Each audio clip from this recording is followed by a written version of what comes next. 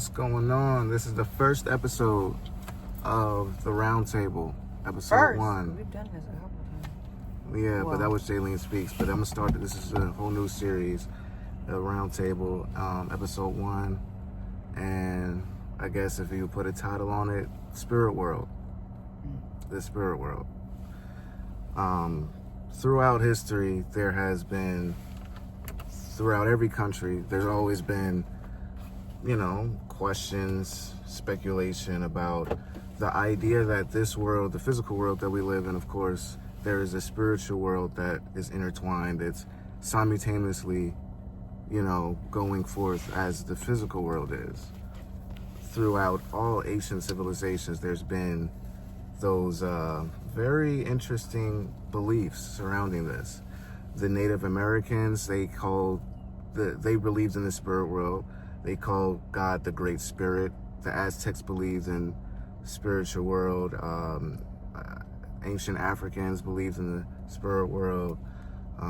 There's always, and then even a lot of Asian history has a lot of ideas surrounding karma that can also be linked to a lot of spiritual ideas. But I just want to ask you some questions because I know you're very knowledgeable on these things. And also, me personally, just a little background. I've been studying these things for the last 6 years through different books, different resources. But, I just want to have that open conversation. And we're all involved here. I'd love to hear anyone's thoughts on this. But, yeah, let's just get right into it. Now, this is the foundation of my observation of this idea of the spirit world. There's 6 different pieces of evidence to support the idea of the spirit world: dreams, astral projection, visions, DMT, mediums, and NDEs, which are near-death experiences. So just to kind of break down a quick summary of each one. Dreams are a scientific phenomenon. We don't understand them, right? Dreams are like, what in the world is happening? I'm literally laying here and I'm conscious in a situation. I remember these situations. I'm there physically. I'm there, but then when I wake up, I wasn't there. Oh, right. You know what I mean? I mean, if you were to try to label that as, the brain is just putting a bunch of different things that you see, it's just randomly just cleaning things out and it's just putting, but no, dreams have specific stories sometimes. A very organized series of events. That is not explainable in science, how that happens. What is that? And then you have astral projection. This is open source knowledge. Anyone can look it up, how astral projection is a real thing where people can be in their body, but somewhere else. So they, an example of this is prophets back in the day where, for example, let's say prophet, it was Isaiah says, an angel took me here, and I saw this. Even Daniel, prophet Daniel, and prophets are very known to have these astral projectional experiences. And even other people, present day, astral projection is a thing because of what it is. It's something you can look up in Wikipedia, whatever. It's something that a human being is physically able to do or spiritually able to do. It's to be in their body but present somewhere else. This is a thing, right? Visions, kind of going back to the prophet thing, it's kind of the same thing. I think sort of you could kind of call it the same thing where, for example, the prophet John back, so he was able to see revelations, all the events that took place that we see documented in the revelations. He was present, seeing these things in the future, these events that were happening, and he was able to see it through a vision. Again, that's spiritual. That's not anything we know scientifically about what the human body and the human being is able to do. The fourth is DMT. Now, there are people who take this substance and they're able to have this thing called ego death. They're able to see different beings. Yeah. The substance? Yeah, they take DMT. It's a substance. It's a drug. And they take it and they're able to be other places and see other different things. It's People kind of actually do this? People do it Willingly? And they a lot of the experiences that I've research, they say that they basically become one with they're seeing things in the third person. Like they're able to kind of see things, and they're not really them. They're just a consciousness that is able to observe this strange realm, that, you know, strange beings and all that, and they call it ego death because they don't identify with their physical presence or being. They're just kind of this observer. Kind of like if you were to watch a movie and you're watching that movie and you're kind of just observing. You're not there in the movie, but you're just observing, and that's a DMT experience. Mediums. Now, that is a real thing where mediums exist, and they are able to communicate with like psychics, mediums. That's a real thing. And people have been able to have their life recounted back to them, things that they only know that the other person couldn't have possibly known. Oh yeah, your family member is this, and he's 37 years old. How are they able to get this information? What are mediums doing? Who are they in contact with? And the last, number 6, is, we're gonna get to that, is NDEs, near-death experiences. There is a book called Imagine Heaven and Beyond Death's Door, written by 2 physicians. These were both doctors who were unbelievers of God. They didn't believe in any higher power. But when they were doing research and observing their patients, they started to see some nuances and started to see some things that just didn't make sense. And how they were able to interview the patients that were dead, clinically dead, flatlined, no brain activity, no neurons lining up. Their brain in the scan, it was just completely dark, nothing lighting up. And these people say, hey, I was not dead. I was here. I was somewhere else, you know? So that's just to lay the foundation of where we're going to come from. I just wanted to ask you, just going with dreams a little bit, right? Just to start it off, because the spiritual world, man, it's some evidence to it. So when you dream, right? Do you have a body? When you dream, I'm asleep. I'm having a dream. right? Do I have like? If I feel like I actually I'm in a physical body? Right. I'd say so. You say so, right? Yeah. And when I dream, I'm in my bed sleeping, but I have a body where I am. Right, in my dream, yeah. I specifically remember walking. You can feel stuff too. And you can feel. That's weird. Yeah, you can. But you have a body.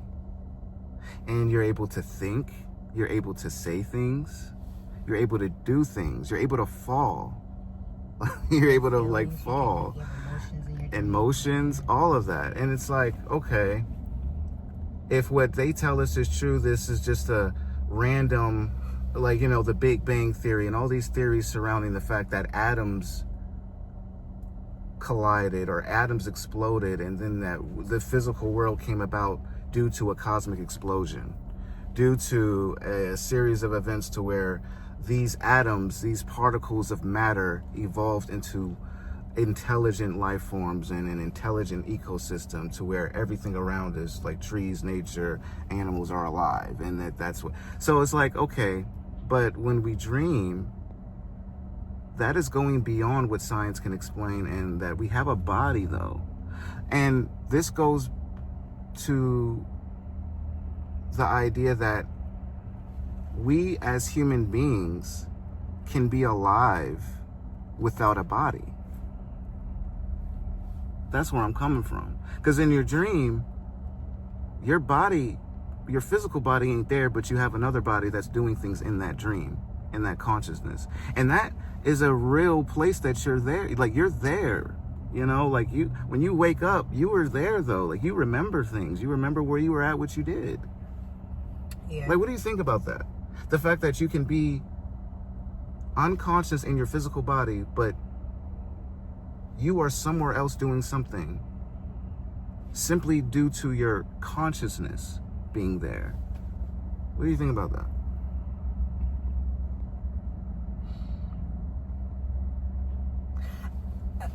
how do I say that? I mean, I don't know. 'Cause, like, you know, dreams. I believe dreams. You know, I believe some are just dreams you have. You know, because the brain is still obviously your brain is even when you're asleep. It's still what's that say? In motion, functioning. Yeah, it's still in motion. The neurons are firing off. If you do a I don't know what the term is, X whatever it is that you look at the brain activity. It's firing. Yeah, the neurons are firing off. Yeah, so I think it's just I believe dreams are meaning that every single last one of them do. But I think it's just kind of cool because I guess to me it just shows that, you know, again, like a lot of people just believe that everything complex came out of nothing. Came out of nothing. Teach his own, but not I. Came out of nothing. But you know, something so like, because you know, a lot of people, including myself, have had dreams. Not only does it feel like you're in it, but you're able to recall every detail, everything that was said, everything that was done, where you went, what you saw. Like, I think it's just like mind-blowing. It's mind-blowing. Like, mind-blowing. Yeah. I mean, just to give an example of course, a lot of dreams are just mush. But in biblical times, Joseph, he had a dream that 10 stars and the sun and the moon bowed down to him. He had a dream of this, okay? And so he tells his family this. Now, ancient cultures, we don't care about this now, but ancient cultures really paid attention to their dreams. Dreams were very special. Dreams were something that you took serious. There were even people who their specific job was to interpretate dreams. Look at Daniel in the I don't know if it's the Assyrian period or the Babylonian period. Who was the King Nebuchadnezzar? What was they from? Was it Babylonian or Assyrian or whatever? In that period of time when Babylon, Babylon. It was, yeah. Yeah, he was a Babylonian king, and he was the ruler of the world at the time in that region. And Daniel was hired after they took over Israel. He was hired, or given the position of one of the positions was to interpret dreams. Of course, it was like, well, okay, this is an ancient thing, but it's the concept that it should be paid attention to. And he was able to interpret a dream. I'm gonna go back to Joseph, but he was able to interpret a dream that this king had, and the events that he said was going to happen to that king happened historically. He said, this is what this means. Your empire is going to fall, whatever. And the events came true. Going back to Joseph, the stars, the sun and the moon, they bow down to him. Cool. His family laughed him out of the room. Oh, we're going to bow down to you? Oh, cool. So because mind you, he had 10 brothers.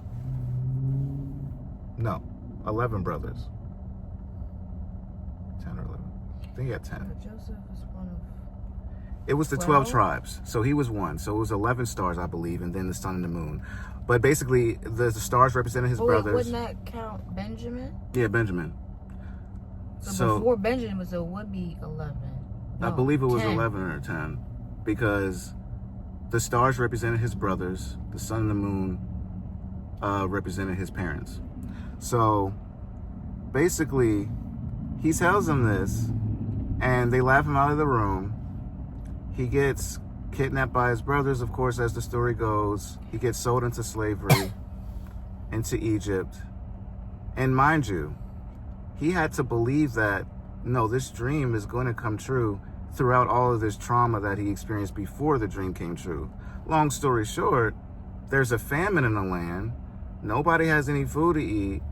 Joseph is able to create an infrastructure in Egypt to where, they're able to keep their food because, okay, I'm sorry, I skipped way ahead. After he gets thrown into prison, after he gets, locked, falsely accused, thrown in prison. One of the people who he helped out throughout his time there, told the king, hey, there's this dude that can help us out. He was able to be elevated as a prince, second of all Egypt, second in power throughout all of Egypt. And he was able to create an infrastructure and a thing to where they had food in the land. And then all the people of the land would come to Egypt to have resources. And his family was starving at the time. They didn't have any resources. But when they came, they didn't know it was Joseph, though. They thought Joseph was dead. So they all bowed down to him, thinking that this is the second command and prince, and they all had to give reverence to him as the second in command in Egypt. So the dream came true. He was able to save his family. He was able to be elevated, just like the dream told that he would. Now, of course, this dream, I believe, came from God. But dreams as a concept, I want to show that there's events in history where dreams have come true. You have a dream about something, and everybody, a lot of people in their day-to-day life, they have dreams. And I'm sure people watching can attest. You have a dream and things come true. Things happen in your dream that warn you about certain things. You have a dream about somebody that's a little shady, and then that dream warns them about that person, right? Yeah. Like, we know that these people have had experiences. Yeah. Have you ever had a dream? And again, this is very prevalent to the idea of the spirit world, because that's a spiritual thing. But have you ever had a dream to where it was like you got warned about something, you were shown something was revealed to you? Yeah. I don't think I had any that we're gonna say were it's called warnings. Mm-hmm. But I've had like dreams. At the top of my head, I'm sure I've had many more. But top of my head, I guess the one that I can think of top of my head was the one where I told you about how I see you. It was like in a dark room, but it was like I saw like blood on the wall. And the blood was that said, "I see you." No, articulate, like speak loud, like explain this, because this is crazy. No, there's a dream I had. This happened a while ago, back when my husband and I were I think we were married. I think we were still early in our marriage. I think. Or, yeah, I think. Either our dating. Either way, I remember telling him this afterwards that I was asleep. I remember seeing, basically, I was like in a dark room. It was dimly lit, but I remember, I remember just all I saw was like a wall. And before you go into the details, the context is important, because you were going through something, right? Yeah. What was the state of where you were before this dream? Because the dream was an answer, or it was a comfort to you because of the situation you were in. So that's important to know. Dream happens to answer something in the physical world. You see what I'm saying? Yeah. Because I want to be able to blend in the fact that the spiritual world and that dream was able to comfort, answer, assist something happening in this physical world. So what was the context behind the situation first? Well, basically, I don't know why I'm shocked. Okay, basically what? My husband and I, we went through a lot of stuff when we were dating and in our early years of marriage. And so during that time, I was growing with God individually, and also I doing a lot of healing from past traumas that I didn't realize I had until we started to go through stuff like when we were dating in our early years of marriage. So, but basically, I remember one time I was asleep, and I had this dream. Basically, I was in this dimly lit room, and all I saw in front of me was a wall, and all I saw on the wall was in blood, "I see you." And so, growing, and I remember telling my husband, James, whatever, at the time, my dream, and I was like, low-key creeped out, but like intrigued by the dream because it felt so real. And I remember my husband's like, saying, I believe that's God trying to communicate to you through a dream. Because again, like I say, like we were going through a lot of ups and downs, and I was doing a lot of healing from traumas, and of course was affecting our dating / early marriage situation, early marriage.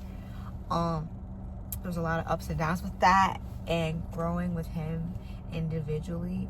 And so my husband was like, I think that's a a dream from friend. I call him friend, God. That, you know, he sees what you're going through. Like, I know, you know, he sees what you're going through. He sees the hurt, like, and he sees you. He cares about you. You know, you're not alone in this fight. Like, he cares about you. So, yeah. Now, that's something that reminds me of a similar situation where Abraham had was it Hagar? Hagar, yeah. When he had a child with Hagar, Ishmael, what was his wife's name? Sarah wasn't feeling it. Sorry. Sarah wasn't feeling it, right? What do you mean? Sarah was beefing with Hagar. Because she wanted her son to be the nation of, you know, the nation. And Ishmael, she was like... Oh, yeah, because Ishmael was the firstborn. Ishmael was the firstborn. Yeah. She was like, I ain't rocking with that. I want to be the mother of the nation of Israel. You would have recommended Hagar. Yeah, she recommended Hagar too. Ain't that crazy? You recommended Hagar. And then she felt the way. Felt beef. And it's like, you... You're the one who recommended Hagar. Yeah, you know, I can't have no children. I'm old and prune. You know, my womb was too old to provide children. Right. For the Lord intervened, of course. I'm like, here you go. Yeah. They were trying to be like, no, God promised you a child that you'd be the father of many nations. And she's like, okay, we'll have Hagar. And then after Hagar had Ishmael, it's like, they need to go.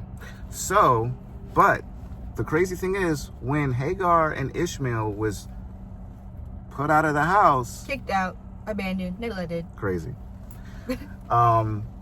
Hagar prayed for help. Excuse me. And an angel came and provided them water, showed them a spring of water. They was able to make it. But, and thanks to God, Hagar said, the God of Abraham is El Roi, E-L-R-I-O, El Roi in Hebrew, and that means the God who sees me, because she said that he saw me through my distress. And to this day, one of the names of God in the Abrahamic faith is El Roi, the God who sees me. And I just think it's crazy is what you saw. And this is, you didn't even know about that. No. At all. This is a whole, she didn't even know about that at all. It was not something that she read and then it came back to her mind. No, she didn't even know about this. And the fact that he said, I see you through the dream, I believe, is insane. God is the same today, yesterday, forever. It's insane. I just think that it's insane how she said that she was like, yeah, the God who sees me, I'll read. But dreams is a big topic. We can't spend too much time on that. We could go forever in depth in dreams. But I also wanted to get your input on near-death experiences. Now, there's, again, that book called Imagine Heaven and Beyond Death's Door, those two physicians. Now, one of the physicians said that he was operating on a gentleman, and the gentleman passed away, and when he came back, because they were able to revive him, he was dead for about a couple minutes or so, and when he came back, he was screaming, I'm burning, stop, they're trying to get me, they're trying to da-da-da-da. And that was right after he was revived, though. The doctor took note of this, but when he went to reevaluate and come back to this situation after they, stabilized him and everything like that, he started to ask about, hey, so what happened? Where were you? You were saying you were screaming, you were burning, you were hurt. The guy said, I don't know what you're talking about. Yeah, he was like, but the guy, Dr. Rawlings, he was like, no, you said when you came back, something was wrong. You were scared. You were saying that you were burning. You were saying, help me, help me. Wait, the patient was saying, I don't know what you're talking about? Yes. After he was stabilized, after he, he asked him about it. He was like, no, I don't know what you're talking about. Never happened. Oh. I have two theories of why. Number one, I feel like he could have been so traumatized that he had to suppress that. He had to disassociate from it and to kind of like push that so far into his subconscious and his consciousness that he just couldn't even revisit that. He had to just completely, or it was like he was fresh out of that spiritual state to where in time he was willing to talk about it, but then afterwards he couldn't. He was like, no, never happened. There was another instance where someone was on an operating table, and this is insane. So the patient was flatlined dead, no brain activity. Oh yeah, did you tell me how he was able to, his soul, he was able to look down and see him? Right. So he's on the ceiling, and this is the testimony that he gave this doctor. Again, this doctor is not a believer in any God, spiritual, anything. Of course, he's saved now because he's seen it. But anyway, he's on the ceiling and he's looking down at his body.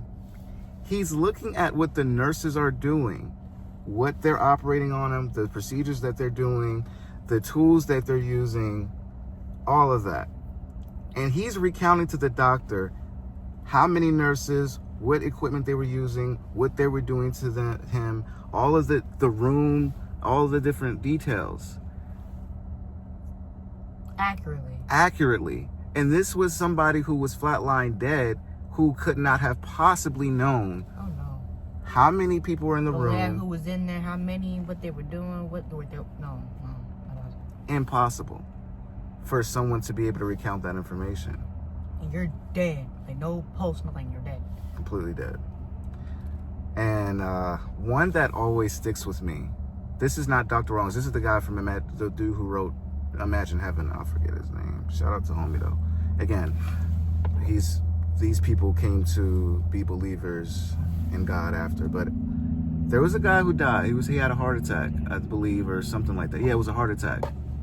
So he died. But he didn't know he was dead though. See, this is the thing.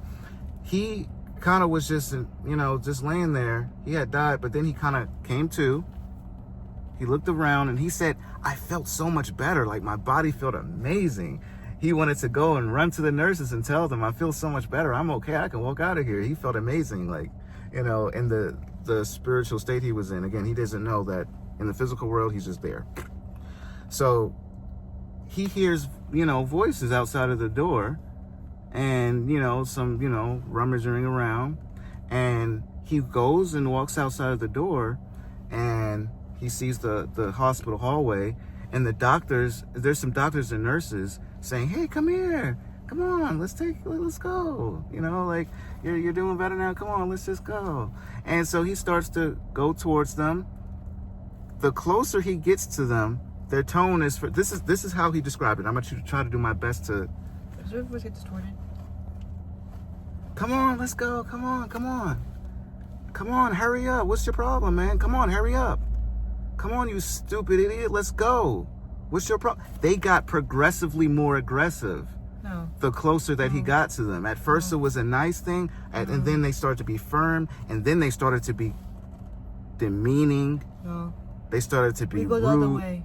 Yeah, and they started to be all that. When they got hold of him, he realized that this was not a good situation. These people were not human. These beings were not human. They started to beat him. They started to ridicule him. They started to mock him, and everything got dark. And he said that there were things that happened to him that he couldn't even recount for the longest time because of how cruel these beings were. Oh, yeah. Let's just say Diddy activity. Where's not time?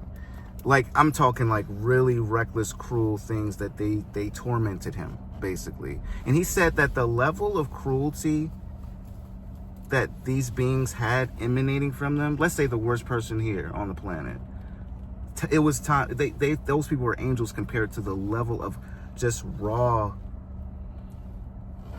hatred that they had for him. And I remember he said that he was in that state. He was weak. He couldn't fight back, anything like that. Actually, he said that the more that he fought back, the happier they got. And the more ruthless they got towards him, the more that he fought. So he started to just be limp in a docile state, kind of curled up while he was being tormented. And then he cried out for God, even though, because he remembered maybe like in his childhood about a prayer and how to pray. He didn't even know how to pray, but he just called out for God, and he saw a white light come towards him, and the beings fled away, and he was rescued by this being of light.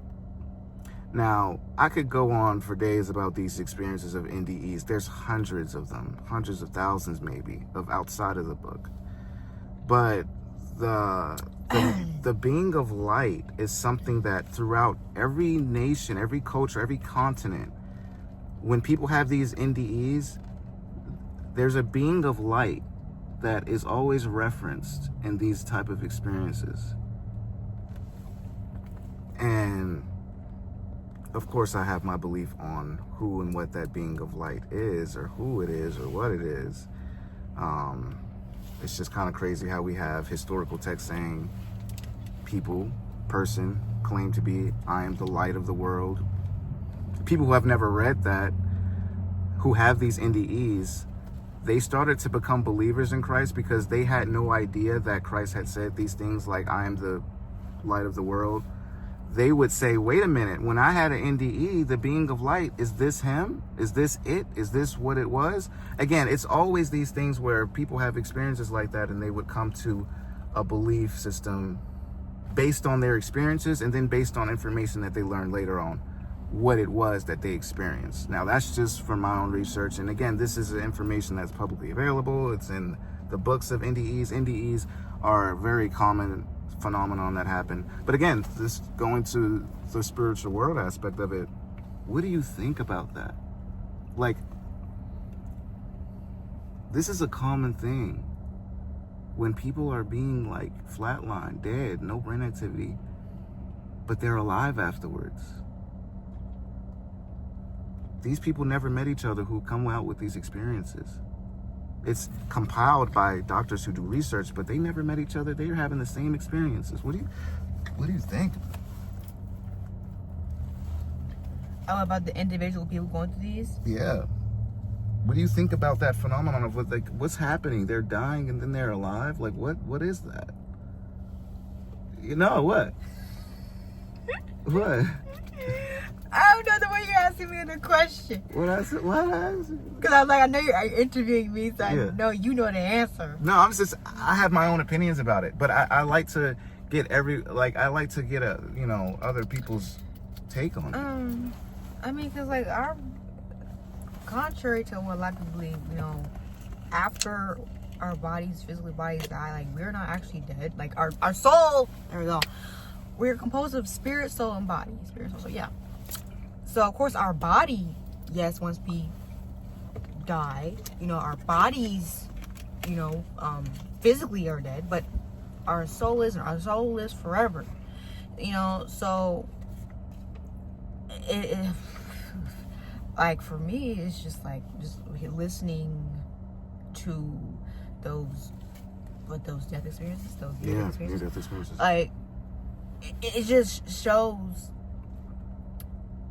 that it brings, because a lot of people say, oh, because not everyone believes that we have a soul. Like, a lot of people believe, oh, once we're dead, we're dead. Yeah. But that just goes to show, based off of those real encounters, those real documents, those real people that went through that everybody here on this earth has a soul, and our souls live forever. Regardless of what we believe, whether you believe in Jesus, whatever you believe, regardless, like once our bodies die, but our souls never die. Mm-mm. Our souls are eternal. Energy cannot be created. I'm sorry. Energy cannot be destroyed. It can only be transferred. And even if you look at it scientifically, they have had a thermal camera. Mm-hmm. This is so cool. They were able to see energy, heat, rise out at the body. That's creepy as crap. You can't make this. I mean, it's real. I mean, it's like, I don't know why this isn't more commonly examined. It just seems where I don't know why. I mean, it's cool but creepy. I guess to like watch that. Yeah, but they've seen it. Yeah. No, I believe, but like I know. I mean, like to just literally just see like the life just leave their bodies. I don't know. I'm just like, and then watch that thermal go from orange red to what color is it? Really? Blue. Okay. Blue or black? Pretty sure it's blue. Go cold. Because this body means nothing. That's creepy. Like, it's just a vessel for who we really are, I believe, from my observations. It's like, whoever I am is not this. It's something inside, right? I mean, yeah. Spirit, soul, body. No, our spirit, our soul, spirit. Because the soul is the consciousness. The spirit is the actual part that lives forever. Mm-hmm. So spirit, y'all, not the soul. I think our soul is like more so our consciousness. The feelings, The emotions, and all that. is what lives Spirit, forever. yeah, spirit is the eternal part of My bad. the Spirit, human, not the soul. of the human. Spirit part lives forever. And it's and even if you look at possessions, there's hundreds of thousands of documented cases where people have been possessed. I'm trying to refrain from Bible. I'm trying to refrain from using terms like, you know, what I believe personally, because I want to look at it just objectively of what these things documented were. They just say that they were possessed by something. They have enormous strength. They're speaking Latin. They're speaking languages that they did not know previously. And they're very vulgar and upset and da-da-da-da. And, you know, it's like, how can this not be examined and being like, okay, there's a theory here. My theory would be that there's a spiritual world because this person is not who they were previously. Now they're someone completely different. Their consciousness has literally been hacked. And we're going to get to completely different. And there is something else, another being living in this person at this moment. Or beings. Because we all know that the prophet Yeshua, he encountered someone who was possessed. And he asked him, "What's your name?" What did he say? What? He said, "My name is Legion because we are many." Yeah, but He said, no, he said, "We are Legion because we are many." That brings up the whole thing where multiple entities, spirits, can occupy a vessel at one time. Even the Bible mentions when he's cast out demons out of children, too. Out of children, too. There was a boy who was throwing himself in the fire. Trying to drown himself. Cutting himself, trying to drown himself, all these different things. And even to this day, presently, I just saw an interview where somebody was talking about how they were involved in a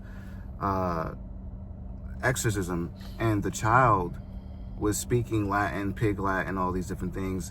And when they tried to grab... Pig Latin? Why they call it that? Pig Latin is when you're speaking backwards, I believe. No. Oh, boy.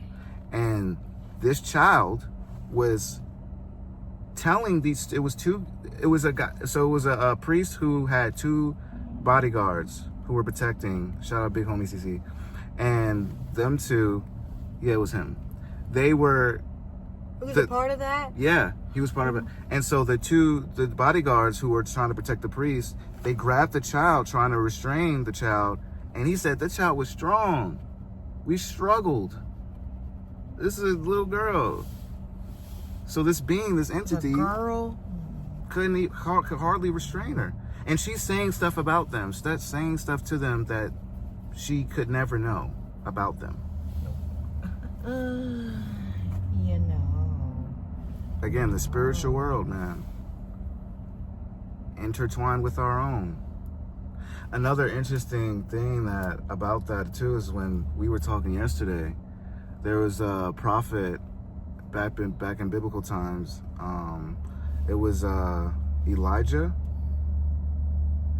and the prophet Elijah had a servant with him, and they were encountering so him and the king was beefing at the time because the king did not like the prophecies about his kingdom, and he did not like what he was saying about the kingdom. So he sent an army to pretty much intimidate. The servant was scared. Prophet Elijah's like, "God, can you please open his eyes so he can see that we're protected?" God opened the eyes, or what he called God, whatever, right? And the servant could see chariots of fire surrounding them. angels just surrounding them, chariots. I don't know if it's chariots of fire, but it was chariots surrounding them. It's like, okay. So they were able to have their eyes opened. Now we know those things about the third eye, right? They say that the third eye is your spiritual eye. There is a part of you that has vision outside of your physical vision. There is another type of vision. There's another type of sight that is a real thing, man. Now, the last thing I wanted to ask you about is angels and demons, right? So, Sorry. Itchy. we good. Now, I want to pose the question. I just want to see your thoughts on this. Are demons also angels too? Right. Angels, demons. Demons, of course, throughout, the history on that is an angel who has fallen, who has rejected their creator, who lives within our realm as a, they doing their own thing, pretty much. Because God's given his creatures free will. And so there was, according to the book of Enoch, according to the book of Genesis, according to these historical texts, according to the history of angels and demons, essentially what happened was there was a group of angels who decided to make a pact between them and said, hey, let's make a pact that we are going to pretty much be cursing ourselves so that we can go take on physical form and mate with human beings. It's in Genesis. It's in the book of Enoch. And so let's do this. And let's let this world, this domain, let's try to rule it. Like, let's rule over it. And let's become the gods of this world. And they made a pact. And they came to our realm, allegedly. And then they allegedly? What you mean allegedly? I know, I'm just trying to be objective here. This is what the historical texts say, the biblical texts say, the religious texts say, the ancient civilizations have documented. I'm trying to be objective. I have my own beliefs, of course, I believe in Yah and all that, but just looking objectively, this is what the evidence that we have. This is what's been said. Summarizing. And so they go and then they have relations with human beings. And now we have giants, the Nephilim. The big old giants.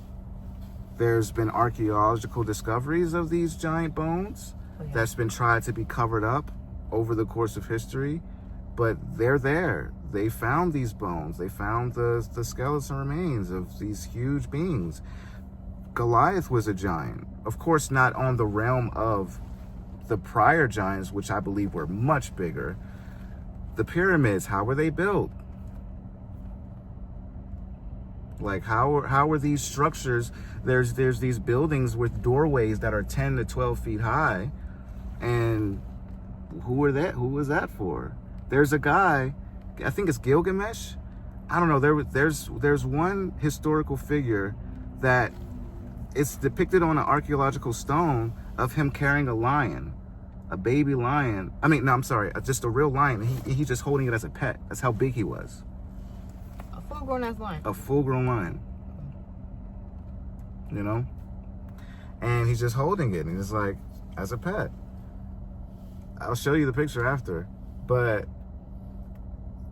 this is not strictly constrained to Africa or Asia. This was all throughout continents everywhere depict giants and like things that of that nature.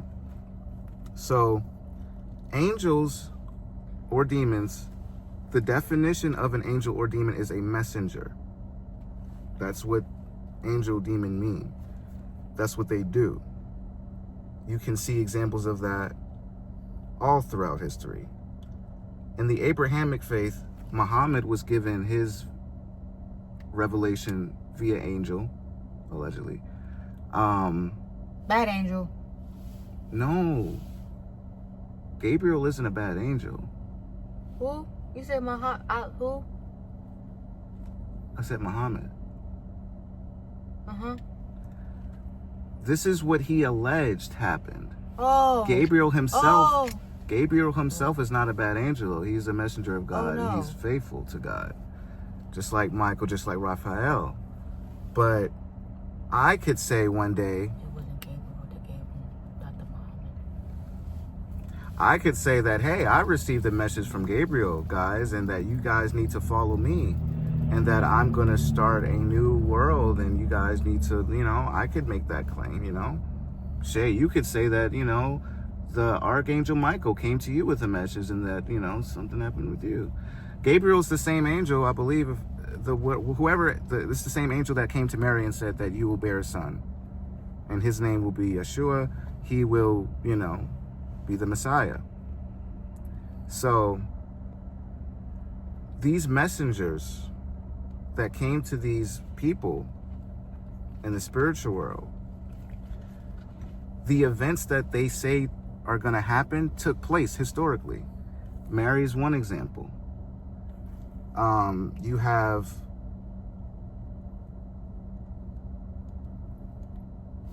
what was it? Gideon.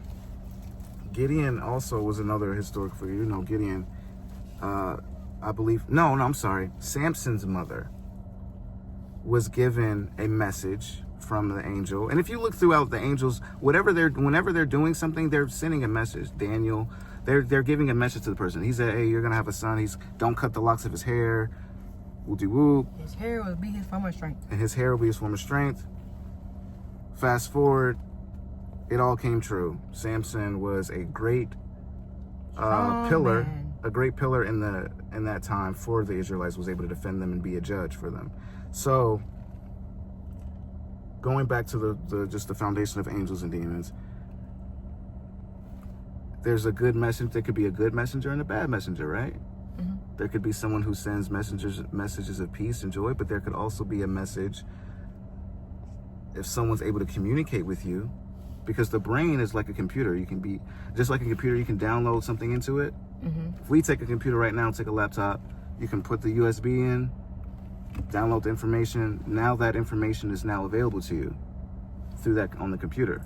Our brains, if you put a brain side by side with a computer and the functions that it has, it's the same concept, because a brain, we are allowed, and that's what we don't talk about a lot in society, that for the spiritual world, that is our world wide web, if you will. An angel is able to download information. God is able to download, or a demon or whatever, beings in the spiritual world can download information to you. How else would we know the things that we know? If you look at the advancement in technology from the horse and buggy days to now, it's only a couple hundred years. From the 1800s to 2026, we now have AI. Who's teaching human beings these things? Because mind you, ancient civilizations were very humble and very, well, a human being by himself, all we can do is eat, sleep, and poop, basically. All right. Right? Like, that's all we can do. Kings. I won't say they were all humble. No, I meant humble in this, in our state.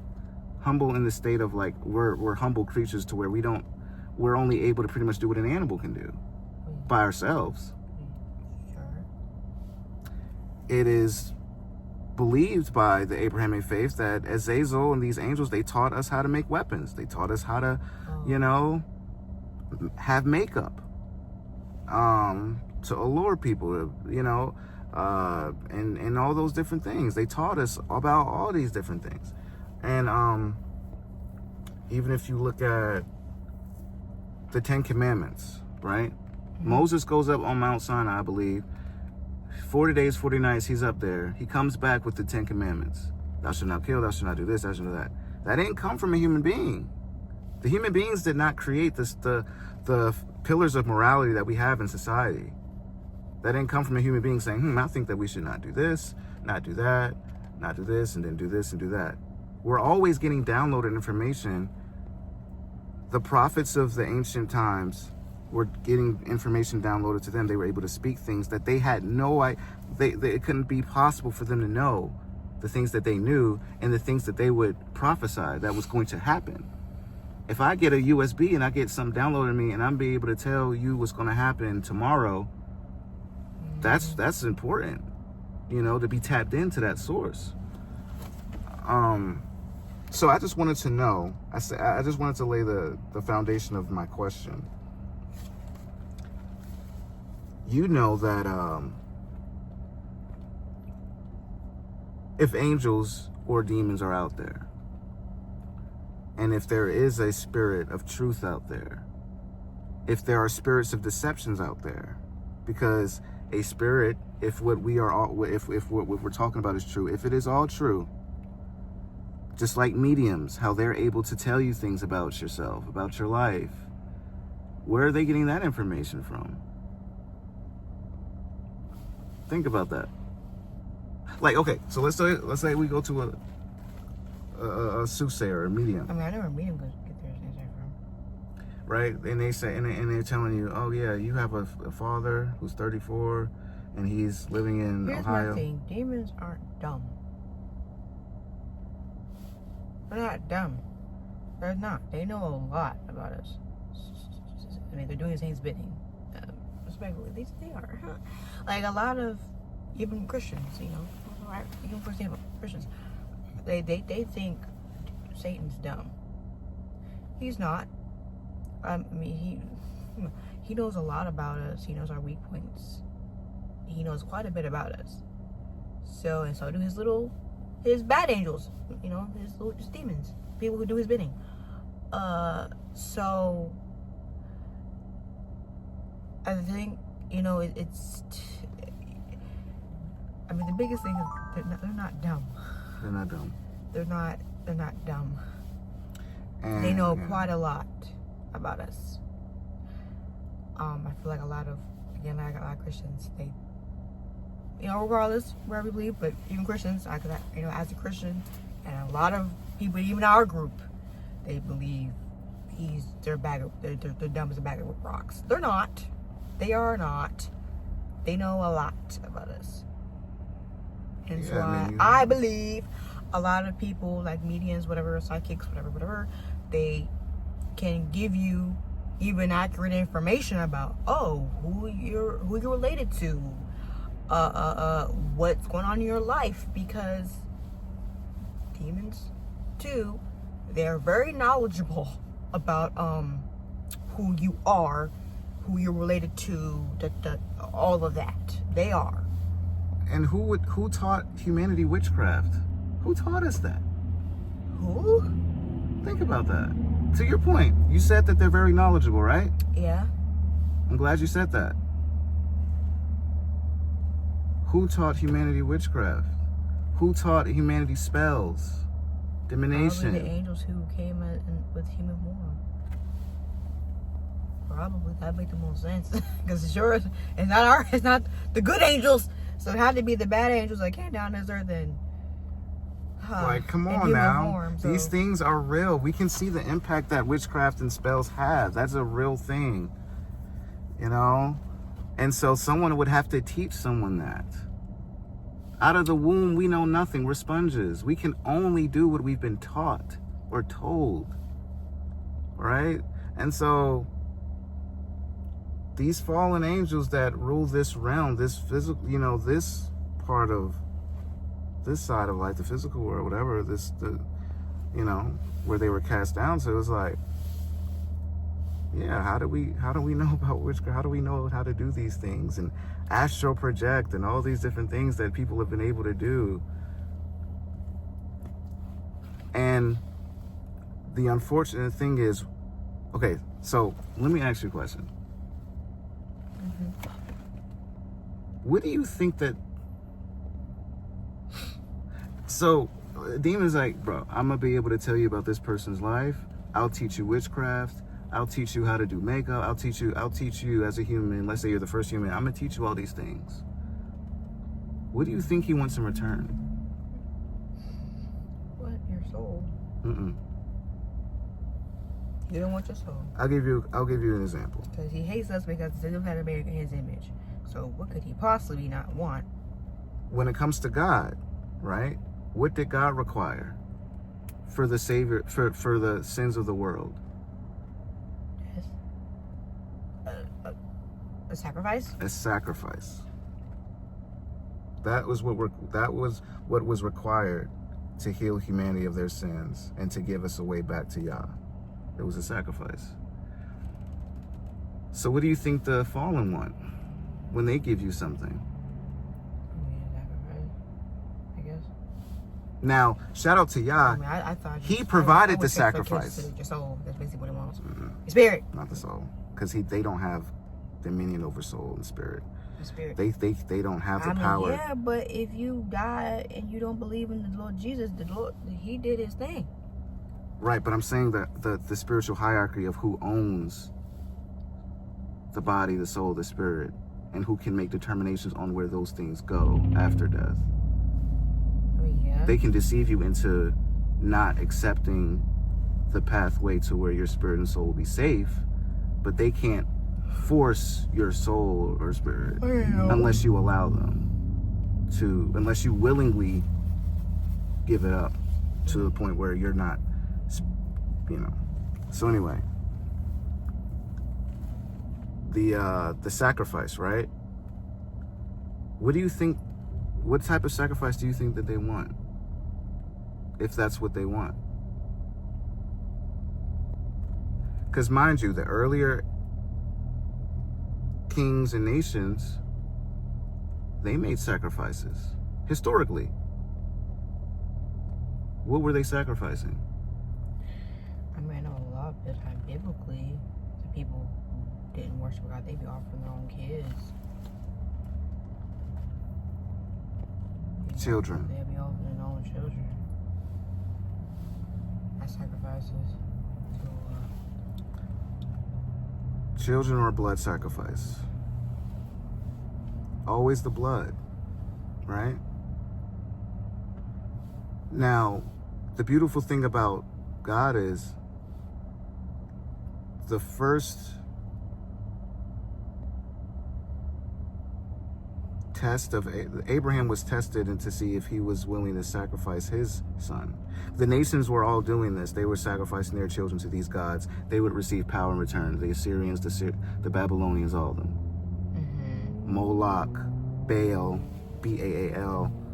These were gods that they would sacrifice to, these statues. But behind that was the spirit, the demonic, saying this is what they wanted. Of course, they would make these statues and all that, but the powers behind the messengers, because again, angels are messengers. They're saying, hey, this is what we want. Okay, Abraham was saying, God told Abraham, sacrifice Isaac, right?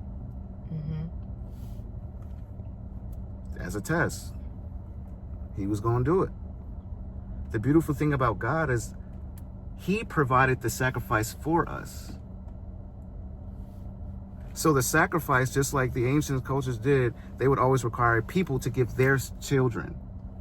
And then they would get power in return. Yeah. But God's so sweet. He's like, in order for you to have eternal life, in order for you to have a life after this physical world, to go into the spiritual, I am providing the sacrifice for you. Jesus. The Lamb of God.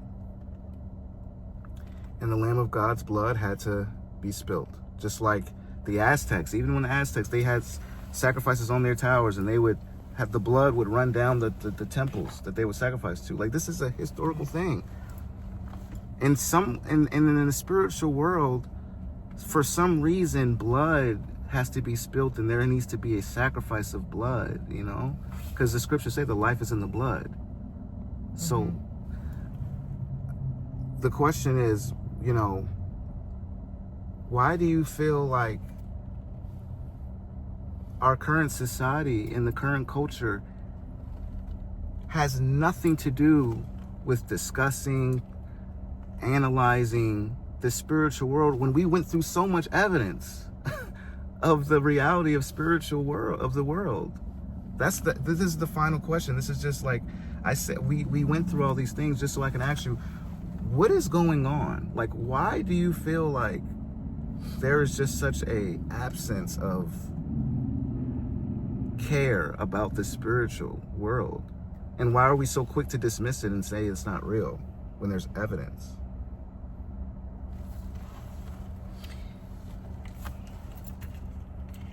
I mean, I feel like the same thing now is happening, what's been happening. Like, you know, back in times of the Bible, okay, prophets will come and speak to people, many denominations, whatever. Speak on the truth about the Lord, what he's done, what he will do. And a lot of people like, no, I don't believe that. It's a lot of baloney.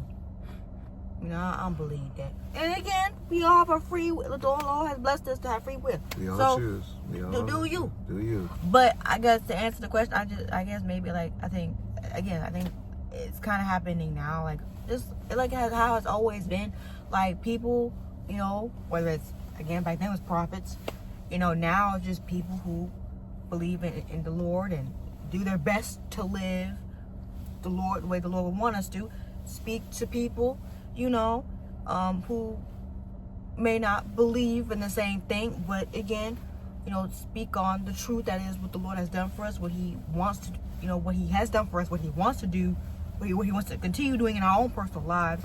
And the biggest thing is like people don't want to hear it. They don't care. They don't want to hear it, you know. But let's be fair though, because not everybody's going to believe in God per se. And that's fine because, you know, everybody has their own upbringing and only belief. I'm saying about the spiritual world as a whole. Astral projection, near-death experiences, these weird phenomenon that happen spiritually. Why is it that it's so easily dismissed as, you know? Like just going from, like, because I want to have a perspective of I don't want to inject our own personal beliefs in all of the conversation, you know, of the whole analyzation of it. I want to analyze it just objectively, you know, because you're a very sane, reasonable human being with common sense. If you were presented evidence of all these different phenomena, why would, you know, we're just so dismissive of it, you know?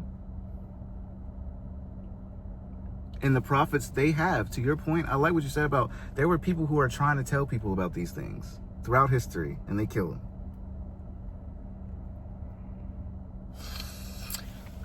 My brain kind of thinks into, like, I know this country, and it hasn't always been like that.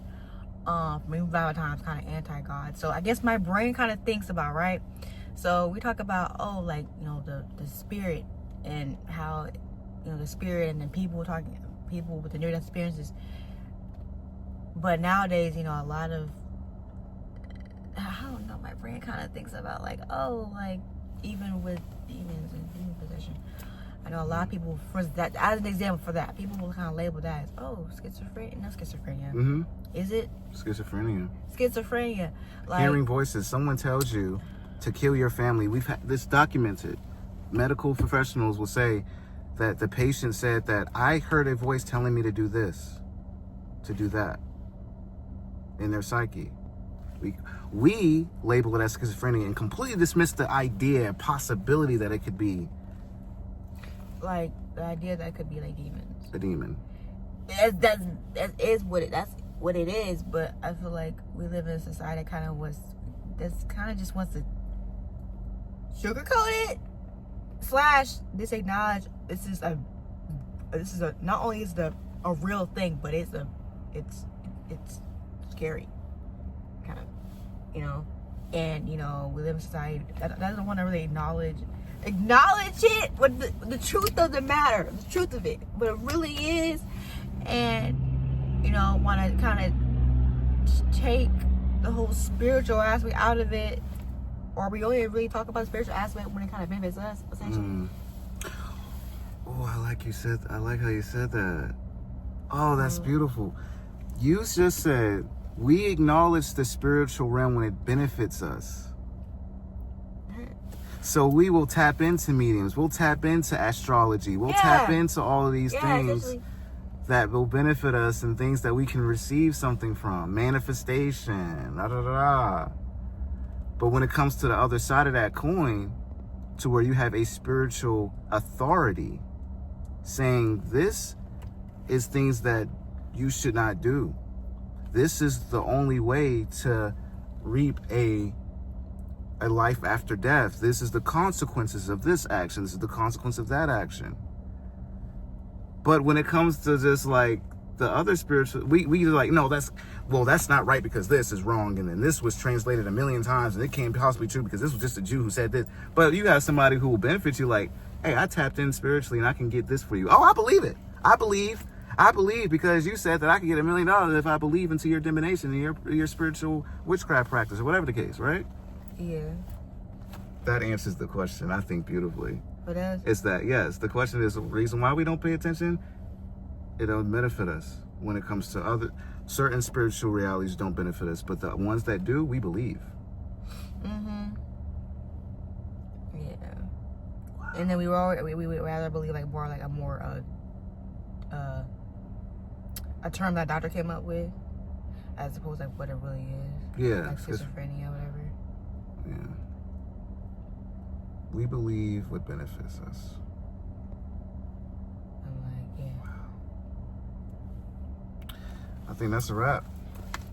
Appreciate y'all for tuning in. More to come, man. More to come. First episode, locked it in. We've done several videos. We're just not very consistent. So. Yeah. Trying to get back into like being more consistent though, and cover these things, and just have conversations that we choose to have instead of what the media and the society want us to talk about. I just think it's so weird. Just a kind of closer question, just like on the side. Do you think that people think about the stuff that they choose to think about, or are we being told what to think about and talk about most of the time? I think the time depends. From what you observe in society. I don't know, it just seems to me that we talk about and think about the stuff that the powers that be want us to. Like the media? An example is COVID. COVID was talked about and thought about, and it was an impact on society for sure. But as soon as they took it off the media and stopped broadcasting news information and stuff about it, people dropped it. You didn't really hear about it. We don't think and talk about it no more because it's that. Yeah. That's why I was like, it depends. That's why it depends. Like, regarding media, I think it's the latter. Like, oh, what's kind of in your face? What's talked about? Like, but if it weren't for media, I think, if we're not looking at a screen, I'm like, okay, yeah, I think we kind of operate on our own, of course, as far as thoughts and feelings. But when it comes to like media, whether it's media, so whether it's your phone or television, whatever. I know back in the day with newspapers, either way, or word about, regardless, I feel like that plays a part as well as far as what we think and feel, or certain things. That's why I'm gonna end this by saying, I'm gonna end this with the scripture that says, "We war not against flesh and blood, but against the powers and principalities of the prince of the air, which is all the spiritual wickedness in high places." That's what we war against. It's not about the left, the right, the black, Hispanic, the Asian, this continent, that continent. We are wrestling against spiritual wickedness in high places, bro. So please, I would urge everyone to tap in to a source of spiritual leadership. Please do not rely on mankind and their knowledge and their wisdom and what they're pushing.